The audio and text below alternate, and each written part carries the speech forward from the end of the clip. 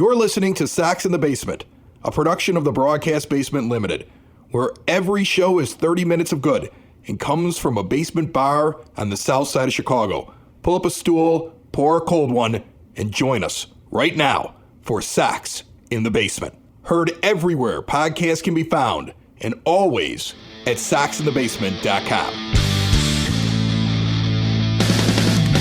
Tough start to the show today. Beltin Bill Melton passes away. I think I met him once or twice at events. He was always very nice. I know he's one of my dad's favorite ball players. I never actually saw him play. Seems like anybody that really knew him really liked him. And he was a hell of a ball player. He's like that forgotten guy at third base, right? Whenever people are talking about who's a great White Sox third baseman, you get the argument of Joe Crede versus Robin Ventura. The older generation will say Bill Melton was pretty good. Yeah, first guy to hit 30 home runs in a White Sox uniform. I mean, come on. Nothing to sneeze at by any stretch of the imagination. So in addition to being a legendary player, I remember him when he was doing pre and post game, and he was one of those guys that he'd tell you what was going on. Like, he was not a shill for what was going on the field. And I never saw Bill Melton play baseball, and so for me to talk about it would be disingenuous. It makes sense to bring somebody in that actually watched him, and who had a better seat in the house than longtime White Sox organist Nancy Faust, who joins us on the line. How are you, Nancy? Hey, Chris. I'm great.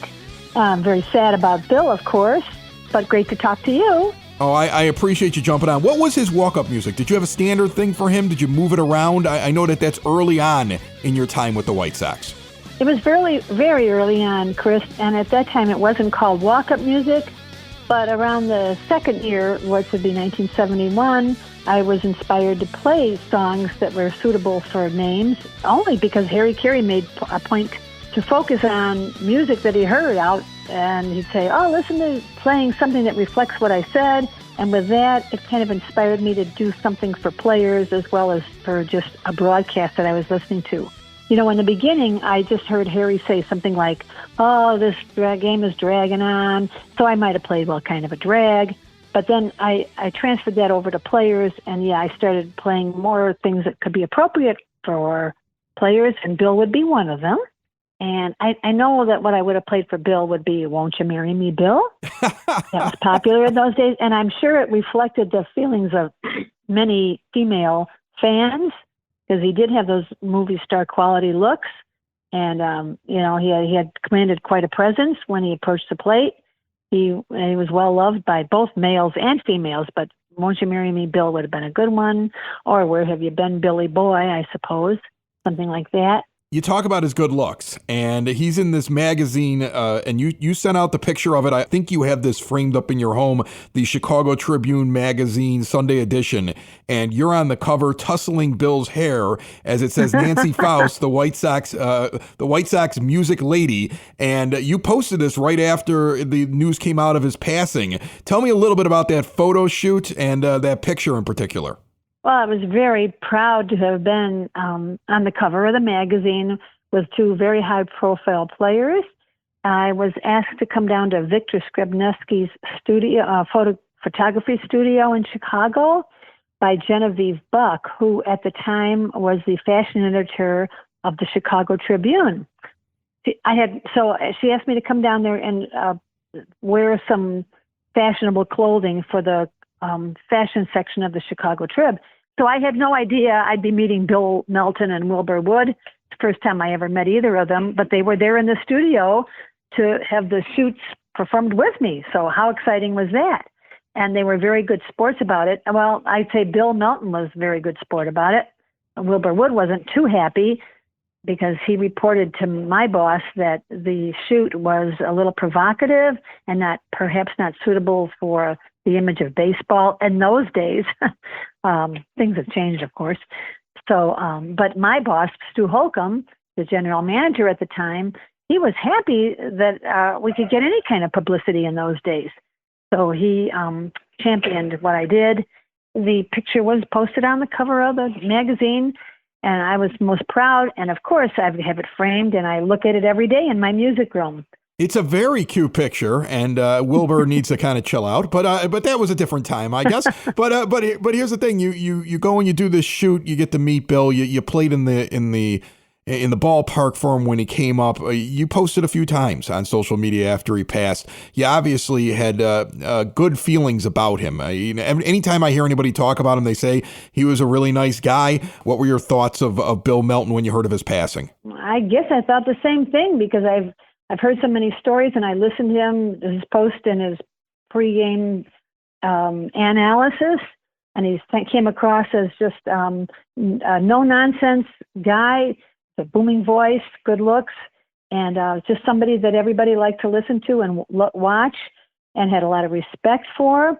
And even think of the young people that never saw him play, and they only knew him as an analyst, and they loved him dearly then too.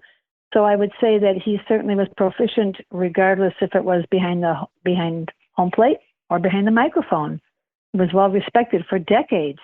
How many players can lay claim to something like that? That's for sure. And you were pretty well respected as well. And any chance I'm going to hear you in the ballpark anytime in the future? I mean, I wish you were still there every single game. Oh, you're so nice. Well, if they answer my suggestion, perhaps. But in the meantime, I am in Arizona right now, and the ballpark out here has Camelback Ranch has requested that I play for a game when the White Sox play the Chicago Cubs on March 7th. So I'll be back in action for a while there, and I'm excited about that, Chris. That's awesome. Nancy Faust is going to be there for Sox Cubs in spring training, and you heard about it right here on Sox in the Basement. Thank you so much, Nancy, for jumping on and talking about Bill Melton. It's always wonderful to sit down and talk with you. Oh, Chris, thanks for your interest, and my condolences to Bill's family and all the fans that loved him so much. If you heard him, you had to love the guy.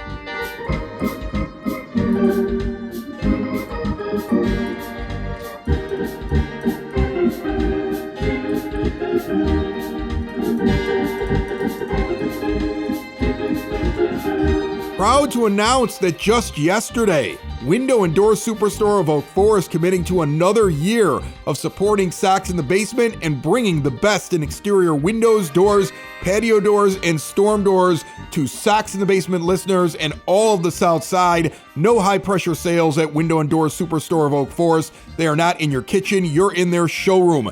Full examples, glass designs on display, no pictures in a book. The owner in showroom, and then there's one on site. That way you know it's going to get done right. With all of their own installers, they don't farm out the work. They've been doing it this way for over 40 years and in Oak Forest since 1985. All major brands are custom made, no stock items for a perfect fit. Window and Door Superstore of Oak Forest, located a half block east of 159th and Ridgeland at 6280 159th Street. See more at windowdooroakforest.com.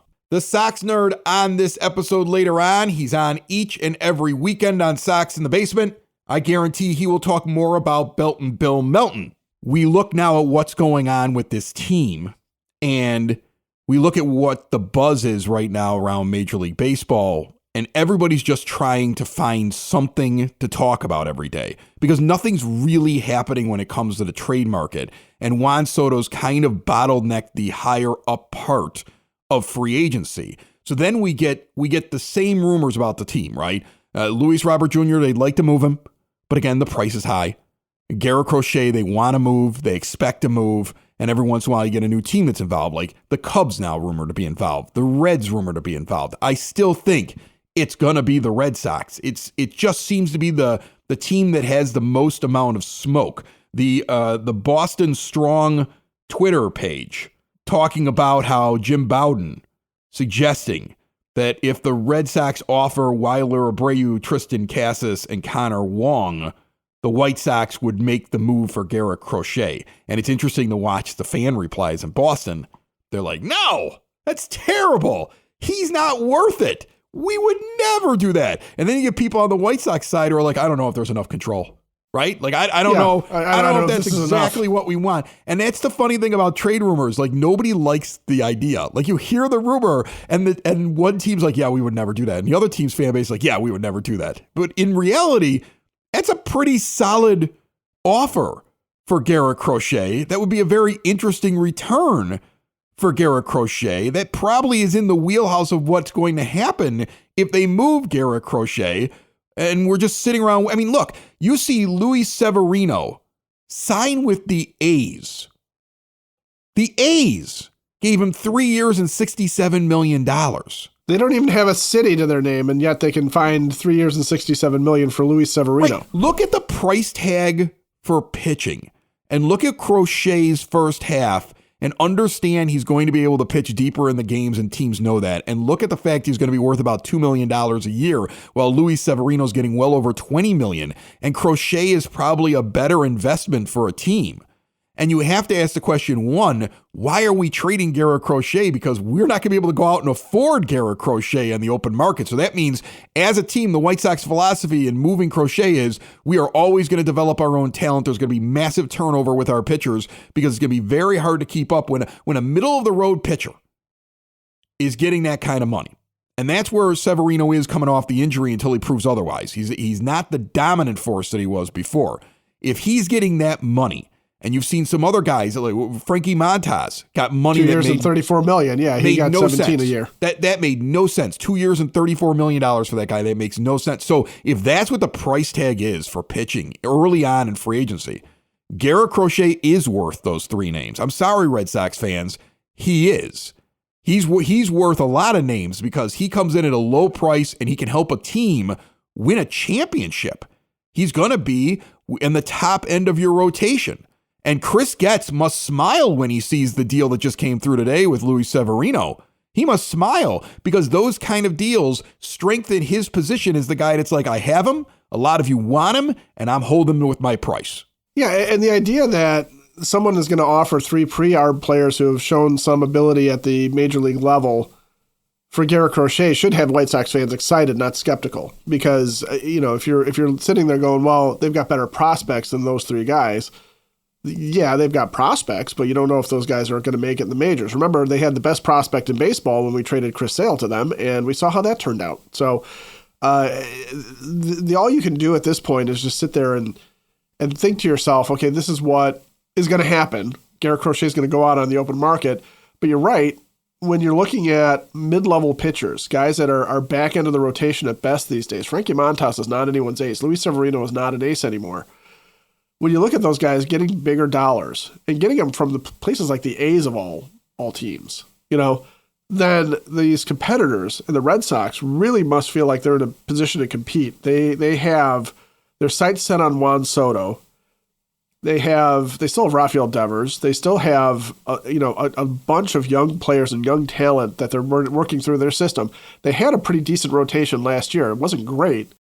But for them to sit there and say, we added Juan Soto and Garrett Crochet, that's sight set on the AL East. That's sight set on a deep run to the World Series. And Crochet is as big a part of that as Soto would be, if not bigger, because you need that front end of the rotation guy. From the White Sox standpoint, if I get three young Major League ready players back for him, I'm happy to do that. I mean, if the Reds were to trade for him, I would expect, instead of looking at what are the Reds' prospects, I would be asking who in the Reds' current rotation is coming back as part of the Crochet deal. The Cubs one is the one that's most interesting to me. Yeah, the Cubs are an interesting team. You see the immediate reaction from some fans like, well, we can't trade with the Cubs, right? We can't trade with the Cubs. Well, why not? The last time we traded with the Cubs, we traded Quintana to get Eloy Jimenez and Dylan Cease. And even though Jimenez may not have worked out the way we wanted to, Dylan Cease is a hell of a pitcher. That like I'll make a trade with the Cubs. I don't know why they need him. They've got so many left-handed pitchers, but you know what they have? They have exactly what we've been talking about now for the last year. What Chris Getz wants and what he should be asking for from teams for a quicker turnaround while dealing away a guy like Garrett Crochet. And that's at the major league level, new prospect, or AAA level prospect. 8 of their players, the top 8 players on their top 30 list on MLB Pipeline, are in the top 100 overall list.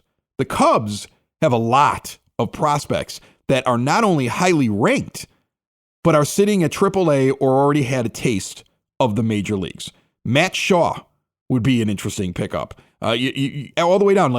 You could pick an infielder, an outfielder, get Alcantara if you wanted to. If the Cubs are really interested for some reason in getting a Garrett Crochet, the list of the guys that they have that are prospects that are right at the cusp, which is what the Sox want, they actually match up amazingly with the White Sox. It all comes down to whether or not the ownership groups, the front offices, can live with the idea that they're going to make a deal with each other that will be looked at by both fan bases for years and years to come. But I think after the Quintana and Jimenez/Cease deal, where everybody, I mean, you even had Benetti going, thanks, Cubs, which then got made fun of later when Eloy Jimenez was always injured, right? But when you watch that deal, I think both front offices, if they're using their brains, would sit there and say, okay, you never know how a trade's going to turn out. You can't be afraid to if you match up well with a trade partner to make a deal. Because what may look like a win for one team in 1 year, 2 years later, it might look like a win for the other team. The moment I would hear that Garrett Crochet has been dealt to the Cubs, I would be so excited waiting for what the return is, just looking at what they have to offer. Well, and let's think about Eloy Jimenez for a second. Pre-chest injury Eloy Jimenez. Okay, I'm not talking about the little hamstring strains and the soft tissue BS that he was constantly putting up with. I'm talking about that pectoral muscle rip that people were legitimately worried was going to sabotage his power and make him into a very pedestrian hitter, which it appears to have done. Okay, up until that point, you can't tell me that Eloy Jimenez wasn't a guy that you wanted in the lineup. You and I sat here when Eloy Jimenez, before he got injured, talking about how we felt like he was maybe even in some ways a more reliable hitter than Luis Robert Jr. was going to be because he seemed to have that it factor, that clutch factor within him. Injuries ruin that guy. That could happen. I don't care who you trade for. I don't care where they fell on a prospect list. If an injury happens, something catastrophic to a guy that just absolutely torpedoes his career, then you can't grade the trade based on that. But yeah, the return of Cease and what Jimenez should have been if he hadn't been stupid about the way he played the outfield was brilliant for Jose Quintana.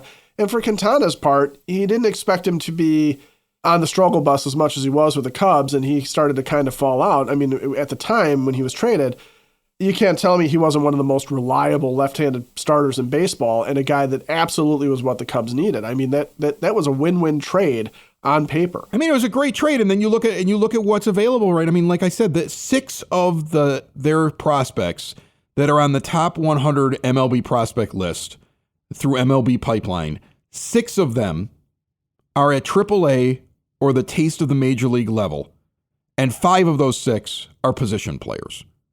And what do we keep saying?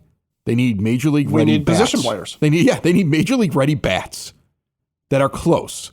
That's what you want to get back in your packages, right? Like that's the only thing that would make me happy. That would make me excited. You trade Garrett Crochet and you give me back, a couple of AA players and a rookie ball guy that's got a high ceiling, and I'm just going to be disgusted.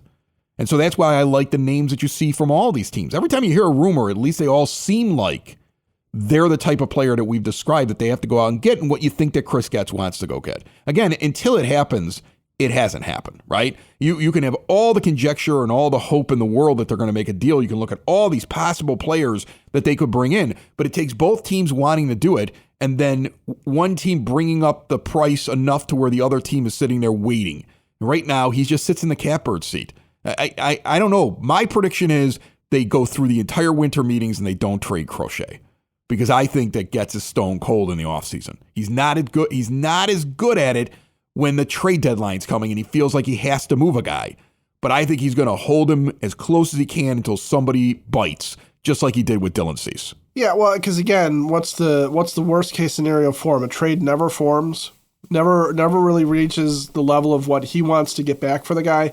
And the White Sox start the year with Garrett Crochet as their opening day starter, and they start the year with Luis Robert Jr. as their opening day center fielder. I mean, oh no, how terrible. How could we ever live that way as White Sox fans, to have a legitimate ace and a guy who at least potentially should be a superstar center fielder on our team? The hustle and hurry to trade is really just, there's such a bad taste in the mouth of White Sox fans, I think, that we want to see anything happen. And if nothing's going to come in off of the free agent market, nothing real is going to come in off the free agent market, then these trades kind of remain our best last hope for us to get something better and brand new. And it's just one of those things where I think if you're sitting there salivating over the idea of what you can get, you do start to get greedy, right?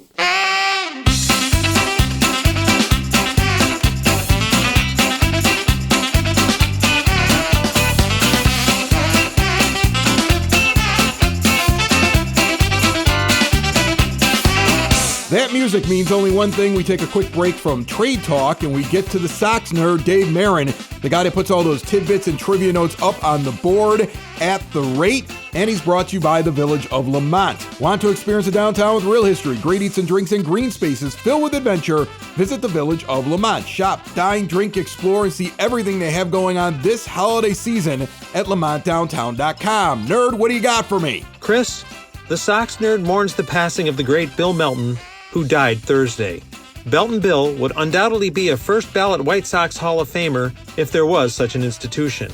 Melton, a third baseman, played for the White Sox between 1968 and 1975. He was the first true consistent power hitter in Sox history, which endeared him to so many in the South Side family. The native of Gulfport, Mississippi, ended his Sox career as the franchise all-time leader with 154 home runs.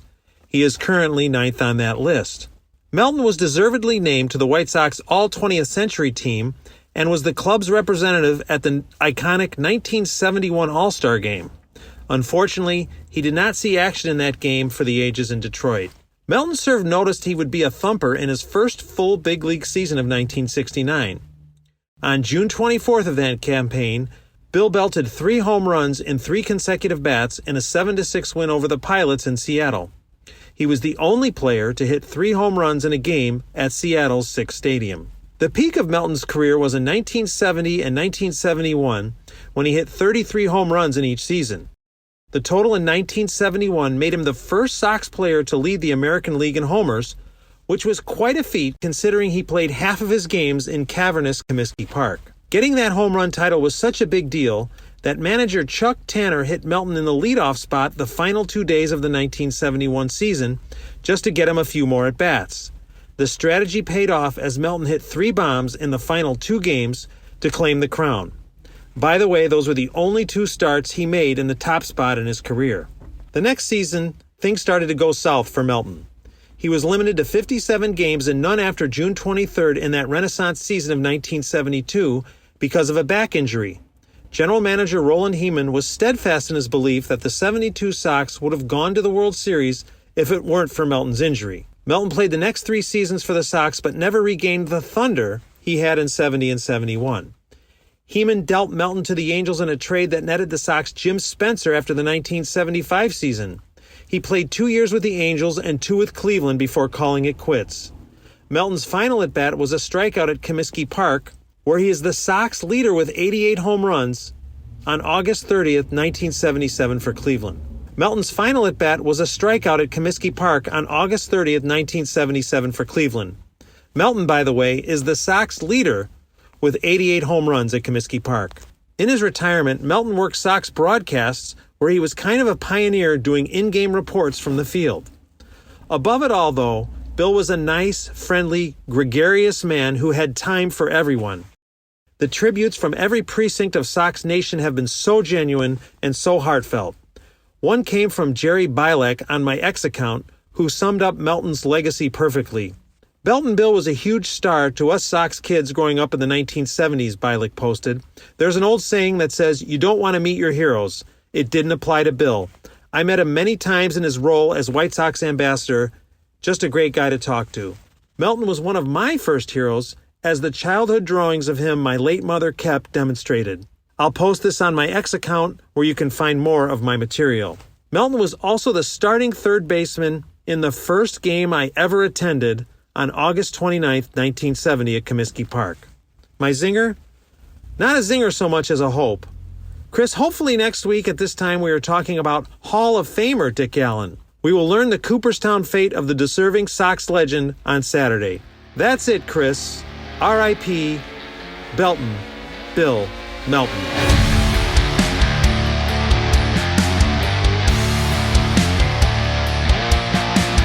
So now also on Thursday, MLB.com put out the one burning question for each team at the winter meetings. We've talked with Scott Merkin about these kind of articles before. Merk's been on this show before, and he'll get contacted by his bosses at MLB.com, and he's the beat reporter for the White Sox, and he said, hey, we need your answer to this question. What's the one burning question? And then write up a little blurb. And they do that to everybody that's a beat reporter. So every beat reporter with every team that works for MLB.com gets asked this question. And he has something that he believes or that he's heard about, and he throws it out there. And sometimes you get some really interesting little nuggets. Well, Merck answered this question with, who will remain from the previous core? Which that's a Merck one right there, right? That there was even a core, because there is no core. They're just a mishmash of just crap. But okay, the previous core. I mean, you can have a core of crap. This is what was mashed together at the middle of everything. Core of crap. I'm going to read it, and I know that when I get towards the end, you're going to hear something, and it's going to perk your ears up if you haven't read this already. The focus remains. This is Merck's little blurb. Focus remains on young talent acquisition during year 2 of this latest rebuild for the Southsiders. But with free agency not being a major focus, they will use some of their current core via trades to make those additions. Left-handed starter Garrett Crochet, the American League Comeback Player of the Year, has garnered the most trade talk to date, and while it's tough to deal away a 25-year-old ace with 2 years remaining of contractual control under arbitration, he'll also generate the biggest return. A trade of Crochet has to have that effect within the context of the White Sox future hopes. Center fielder Luis Robert Jr. and first baseman Andrew Vaughn could also be on the market. General Manager Chris Getz will be in intent listening mode, but won't force anything just to make a move at the winter meetings. The Andrew Vaughn thing. If they gave him $6 million in arbitration because they think he's valuable enough that they can move him for something, they have made a terrible mistake. Oh, my goodness. Because what you did was you overpaid by the standards of the market itself for a guy who is absolute replacement level. And you're going to give him $6 million in arbitration, and you can go get that player off the scrap heap in March that can produce what Andrew Vaughn has produced. So that, like, up until this point, I believe they brought back Andrew Vaughn because Ryan Fuller was like, I could do something with this, and he's your hitting guru, right? I might not agree with it, but you thought that was the thought process. Merck's blurb tells you that somewhere along the line, he has heard that they would shop him, because they actually believe he's valuable enough to bring something back. But he's not. And he's even less valuable at that price, which is an overpay. That's why you would have non-tendered him. So what you're saying is you made the decision to bring a guy back and pay him more money than he was worth, and then you want to put him on the trade block? Like, that's what I gather from just that little thing. Like, this is what I do in the offseason, Ed. I look at blurbs, I look at articles, I read them intently, and you find a throwaway line and you go, whoa, hold on a second, what? I know you were shopping Luis Robert Jr. and your price is high, but you actually brought back Vaughn and he could be on the market? What market? Who's picking him up on the market? Who's paying that price? That's weird to me. Yeah, that idea just doesn't seem to have any real legs, because if Vaughn had a market at all, the trade deadline last year seemed to be the time that you would do it, because you're giving him an opportunity to make an impact for a team down the stretch, and then they could make the determination this year about what they want to do with him long term, and do they want to give him the money? Is he worth it? Doing this in the offseason, it's an overvaluing by the home team. Yeah. It's the team that drafted him saying he's really good. You people just don't see it. And the rest of baseball's like, are you out of your mind? It's the same thing with Luis Robert Jr., right? Like, I believe Luis Robert Jr. is a talented, gifted player who, when he is giving his best effort, can hit 40 home runs, steal 40 bases, play amazing defense, and be a difference maker for your team that should be batting in one of the top 3 spots in your order. That's what Luis Robert Jr. is. He's a valuable thing. He is Juan Soto light for somebody that doesn't get Juan Soto. I believe that. But if I'm the general manager of a Major League Baseball team and I look at what happened to him last year, there are red flags abound. Because where was that? He's always injured. He had, not last year, but the year before is when he showed what I just described as this really great player, but he didn't show that last year. He looks like the moment that things got bad, he gave up. He wasn't interested in giving his max effort. You can go look at film right now of him and his at-bats in the last couple of months where he's just waving the bat and can't wait to get back to the bench. So now you have to weigh, if I'm going to give up the prospects these guys are asking for, because they're treating him like he is Juan Soto light. They're treating him like he is the next best option if you don't get Soto. and that you're gonna have to pay through the nose with prospects. That's the reports of what the White Sox believe.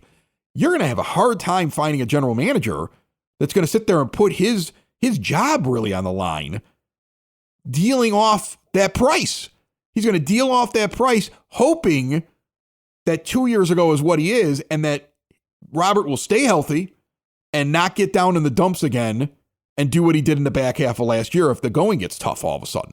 That's a hard ask. It's a hard ask for Robert, and it may be equally a hard ask at a lower price because Vaughn he costs less, but he's also less talented, and he's never had a year like Robert Jr., and now you're putting him out in the trade market. What do you think you're going to get for him?